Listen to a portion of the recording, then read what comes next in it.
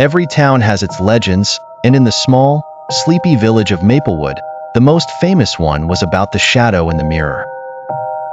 It was said that if you looked into a mirror at exactly midnight, with a single candle lit behind you, a shadow would appear beside your reflection. They said this shadow was the spirit of a restless soul, someone who had died under mysterious circumstances many years ago. Clara had always been skeptical about ghost stories, but curiosity got the better of her one cold October night. She set her alarm for 11:45 p.m., determined to put the legend to rest once and for all. As the clock struck midnight, she stood before her bathroom mirror, a trembling hand holding a small, flickering candle.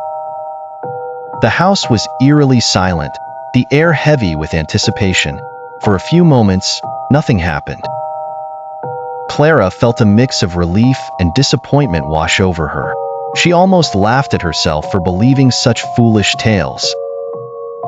But then, out of the corner of her eye, she saw it. The shadow was faint at first, just a barely perceptible blur. Her heart began to race as she turned her head slightly, trying to see it more clearly. The shadow grew darker, more defined. It was a figure, and it was moving closer. Clara's breath caught in her throat. She wanted to run, to scream, but she was rooted to the spot, mesmerized by the apparition. The shadow seemed to reach out towards her, its form becoming more and more human. Clara could almost make out the features of a face, twisted in sorrow and anger.